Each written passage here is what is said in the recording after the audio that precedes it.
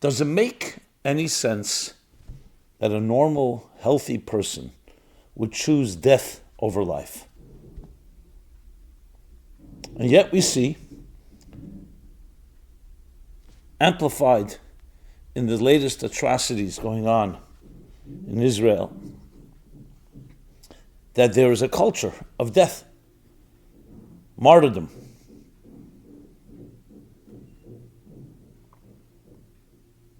So this compels us to look a little deeper into who we human beings are, what defines us. It would seem that every human being gravitates to do anything possible to preserve life, your own life and the life of others. But when you see a very different type of, I don't want to call it philosophy, a different type of behavior, completely antithetical to that,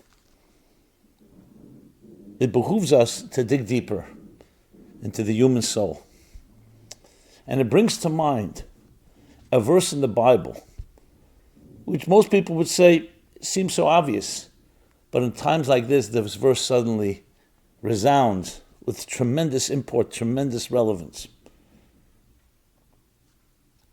So please join me in this important discussion, in the spiritual war that we're battling in this time. Choose life. Choose life.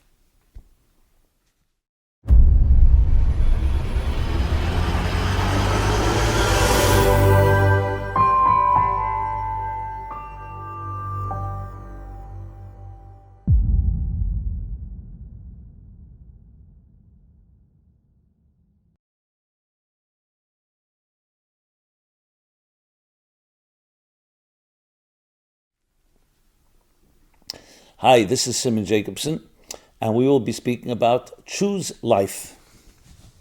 This program is dedicated by Aaron and Rebecca Horowitz in honor of our brave IDF soldiers and Israeli security forces. It would seem obvious that any normal, healthy person would choose life over death. Would anyone in their right mind choose death over life? It's not biologically the way we're wired. You'll see people, God forbid even, who try to take their lives. It's not easy because the human being is wired in a way to preserve. We talk about everything to survive, to preserve life. And yet we see that there is a culture of death, where there are people who advocate death over life. And it makes you wonder, because it's very hard to wrap your head around something that you yourself are not capable of. Just like it was almost impossible to imagine the atrocities that happened on October 7th, the atrocities that happened by the Nazis back in the 30s and 40s, early 40s. Because if you're not capable of something, you don't imagine someone else's. But when you see it, what it does, it can shock you and overwhelm, or it compels us to look deeper, to understand what is life and death. Basically, darkness helps you appreciate light, and death helps you appreciate life. So what jumps out is a verse in the Bible that usually you would consider to be an obvious statement. But when you think about it in this context, you realize its relevance, its tremendous relevance. So let's read together this verse in the Bible. It's in the book of Deuteronomy, 30, 15, and 16. I'll do a loose translation. Behold,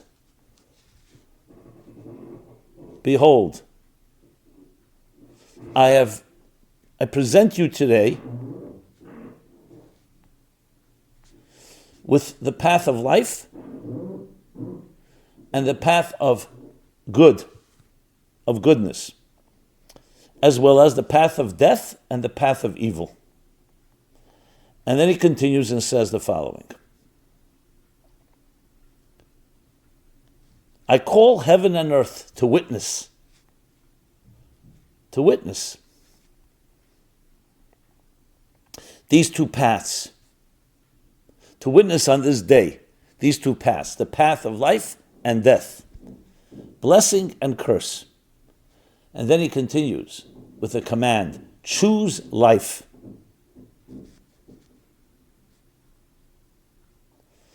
In order that you and your offspring shall live. Choose life. And as I said, in most instances, it would seem obvious. Does someone have to be told to choose life? But when you see battles, literally, between good and evil, between darkness and light, light and darkness, you suddenly appreciate this statement. So let's define what life and what death is and what the verse is telling us. And why do we need heaven and earth to be witnesses when it seems, again, something so natural? So life and death on a biological level, we all know what that means.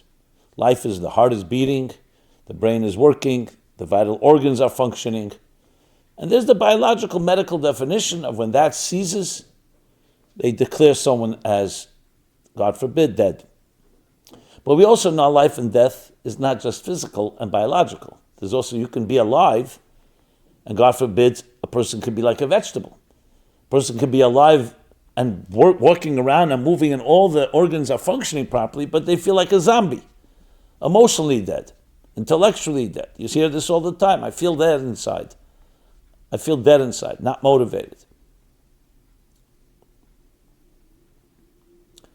So what the Bible is telling us is the following. That life in general, the way God created the world, is like we read right at the beginning of Genesis, there's light and there's dark. God separated the day from night and light from dark. That's not just a physical separation. It's a separation of two approaches to life. Materialism, by definition, is really not alive because it can't exist with something sustaining it. Spirituality, truths, values is truly alive because it stands on its own feet because of its powerful value. In other words, anything that's temporary and mortal, that will ultimately deteriorate and perish, even when it exists, you can't really call it fully alive. Something that has eternal value, even if it dies, you call it alive. That's why there's a statement that the wicked, even in their lifetimes, they're called dead. And the righteous, even in their deaths, they're called alive. You see something alive, actually, when they're physically, it's not there. You see the legacy, the children, the grandchildren. You see what's left, what perpetuates. The perpetuity of these values demonstrates true life. So what the Torah, the Bible is saying, is that in life you're going to always have two choices. Are you going to choose the immediate, instant gratification that may for a second be pleasurable, but it doesn't have any eternity to it? Or will you choose the path of eternity? That's in a broader sense. On a more specific sense, and we see that today, life is what God gave us. God said, live by my laws. That's why you'll find in Jewish law, and I'm sure in other laws, when there's danger to life, it overrides all other laws. So, for example, if a person is in danger and they have to eat something that's completely not kosher according to Torah, and it's on Yom Kippur when you're supposed to fast, not only allowed to eat, you're supposed to eat because life comes before everything. There are exceptions, 3 exceptions, but that's not relevant to our discussion right now, because those 3 things, like murdering someone, or incest, or idolatry, they themselves are death. But in general, the path of life, because God says, I have given you life. It's the life I have given you. It's not because you like to live and you want to preserve yourself, survival of the fittest. It's because my life that I've given you is sacred, is divine. That's why there are laws that say that you're not allowed to mutilate yourself. You're not allowed to hurt yourself. Even if you can claim and argue, hey, you're not hurting anyone else. It's not your life to touch. It's a gift that was given. Someone gives you a gift. You don't tamper with it. Your own life and for sure the life of others. So life is essentially divine. So the fact that somebody can decide either I'm ready to martyr myself in the name of whatever distorted, obscene, there were the kamikazes of the Japanese because the emperor said they flew right into ships and killed themselves. Suicide bombers. So killing another is obvious, but even yourself, there's something distorted about that. That cannot be godly. That cannot be godly. That's a manipulation of people being convinced that if you kill yourself, you'll go straight to heaven. As many terrorists have testified. They said, either way we win. Either I kill the enemy, or I get killed, and then I go to heaven. That's a culture that is anti-God. No matter what, even if it's in the name of God and so on. The fact that there were martyrs in the name of God was not because they chose to kill others and kill themselves, it's because they were forced to. Yes, we call the 6 million Jews in the Holocaust martyrs, Kedoshim, sacred ones. But it's not because they chose that, because they were killed simply because they were Jewish. We can call the 1,400 that were massacred brutally on October 7th martyrs. But that's the exact opposite. They wanted life. They chose life. Someone else imposed their own will in the most disgusting and barbaric fashion. But a person should actively choose. That's what the Bible and the Torah is telling us here. There will be two paths. And choose life, because that's the path of life is the path of God. The path of light and blessing. And we're told, heaven and earth are witnesses. Because heaven and earth have been here from the beginning of time. Humans, you can say, okay, I heard it from my parents, I heard it from my grandparents. Heaven and earth are witness. In other words, in very existence, God said, I am creating two witnesses that will be with you throughout history. And they will watch. And they will testify what you've done. And they will bear witness to the behavior that people have. And that will be a perpetual witness. It will not be forgotten. It will not be denied. It will not be lied about. As we see those that deny crimes. Heaven and earth bear witness. Perhaps silent witness, it may not be that loud, but it's absorbed. And they see who's chosen the path of life and who's chosen the path of death. So to take this a step further, to look at the actual verse again about bearing witness.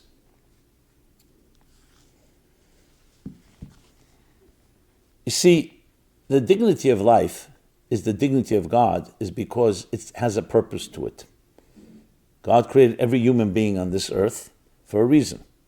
Anyone that comes and says, I will extinguish a life, God forbid, is essentially saying to God, I ignore you, I overrule you, and I decide. So you're not just going against human beings, you're going against the very essence of creation itself. That is why, yes, even suicide. And this is not a judgmental statement. There are people, whether it's due to mental illness or other things that are not always in their control, but suicide is considered to be a crime against God. Again, I'm not getting into the fact that some people do it because of their great pain. That's not what we're discussing here. Why? Because you're talking about God said, I've given you life. Yes, can life be difficult? Yes. I've given you all the strengths you need to deal with all the challenges in life. So you're dealing with the very plan of existence. I mean, it may sound a little odd to bring this into the picture, but I believe I shared this story. Right before the New Year, I received a call from someone listening to my classes and shares with me. He works in the lumber business, logging, and as a big company in Pennsylvania is based. And he said to me, I learned much from your classes, but there's one thing especially that I'd like to share with you. He says, you told a story of one of the great Rebbes when he was a little child, was walking with his father in a garden. And they were talking, and the little child ripped off a leaf from a tree, started rubbing it. And his father reprimanded him and said, what right do you have to rip off a leaf? The leaf has its own trajectory, its own journey. By ripping it off for no reason, you have intruded into its journey. What right do you have to do that? And he thought to himself, this fellow tells me, I'm not just ripping off a leaf, I'm cutting down trees. So yes, it's being used for good purposes and so on. But the interesting thing, he says, 20% of the tree is left, the stump is left. So that part is not being used. So I said, 1 second, if a leaf is so sacred, how could I just leave these stumps? And I asked my engineers, and we figured out, even though at cost to us, how to even use that stump as well. It shouldn't be thrown out, it shouldn't be wasted. So he says, you affected my business plan and actually costing me more money, but I feel more doing the right thing. Now this is a leaf of a tree. How much more so a human being? A sacred soul placed inside of a body. What the Torah is telling us, the Bible is telling us, life is sacred. Value it. Because as soon as you take away the sanctity of life and the indispensable value of life, you take away everything. How important would be our choices and our decisions if life is not sacred, if it's all negligible, if it's all arbitrary, if it's all optional? Yes, birth, life, is God saying you matter. You. And that you are indispensable. And the world cannot exist without you.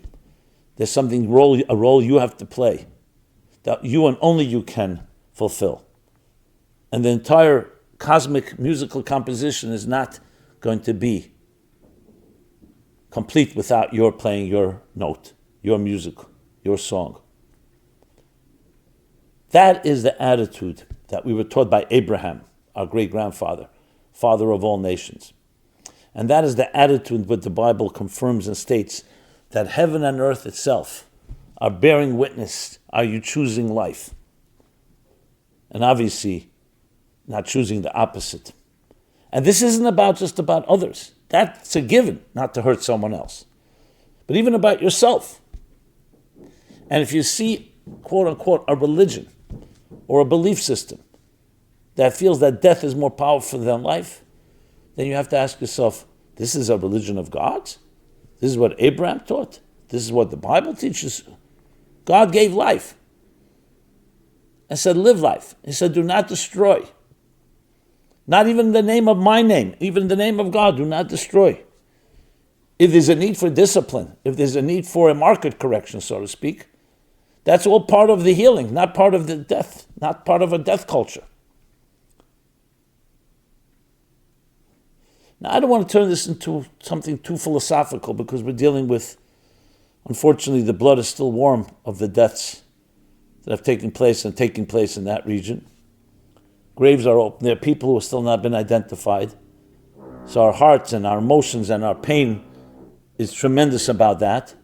But at the same time, it tells us what the battle and the war should be like. And that is a battle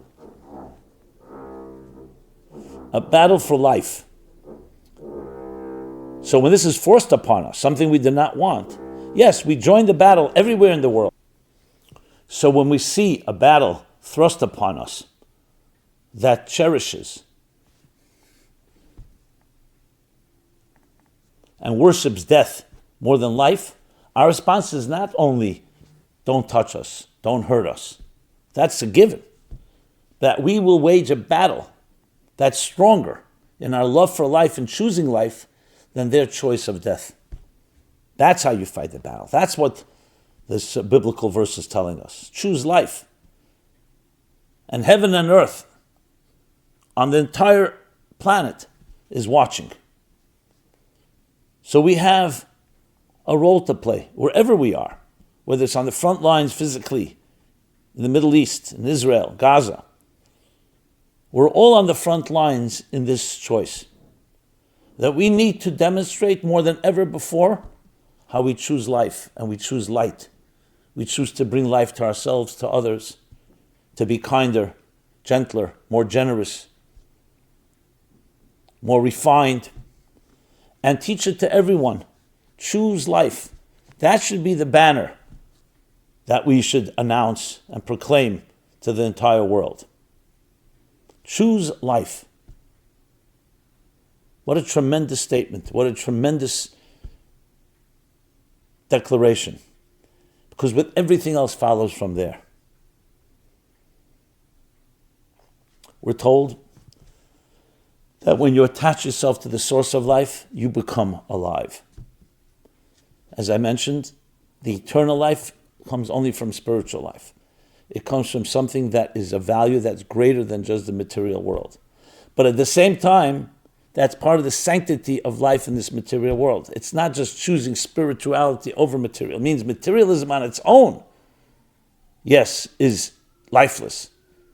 But the goal is, and God sent the souls down to this world into the bodies, to live in a material world, to live in a world that can be dark, to live in a world where people can choose the opposite of life and choose life, choose light, love. That, my friends, is the battle of our times, the ultimate battle. So the battles have to be fought on a very practical level simply because there's an enemy who is attacking and ready to attack innocent men, women, and children, and namely Jews. And the Jewish response is, we open up the Bible, choose life. We have chosen life, and that's what we're fighting for. We're not just fighting against death, we're fighting for life. Let us all join together in this ultimate battle, this unprecedented demonstration of who we are as humans, what our mission is that God has given us. And when we do that, there's no question it will overwhelm and dispel the darkness, the curse, the death from the other path. Not just eradicate it, but ultimately transform it, a world where all the toxins of this world will be eliminated. A world filled with divine knowledge as the waters cover the sea, and therefore there will be no more evil and destruction. May that be quickly, painlessly. The hostages that have been taken should be released unharmed, and God should console and comfort all those families who've lost loved ones and protect the brave soldiers who are protecting and defending innocent men, women, and children. May God protect all human beings, especially the Jewish people in Israel, in the Holy Land, Jews everywhere, as I said, the entire world. And we will witness and experience, when we choose life, the ultimate life of personal and global redemption. This has been Simon Jacobson, meaningfullife.com. We've established an entire department, you can call it a war department, spiritual war department, meaningfullife.com/war in Israel. And you can find constantly updated resources, articles, videos, many, many videos that offer empowering resources, tools, clarity, direction, guidance, hope, confidence, strength. Choose life. Yes, choose life. Love to hear your thoughts, your feedback, comments, and please share. Please share and pass it on. Subscribe to our growing YouTube channel. God bless you. May you live and be healthy and well, you and your families and every other person on this earth. Thank you so much. This program is brought to you by the Meaningful Life Center. Please help us continue our programs. Make even a small contribution at meaningfullife.com/donate.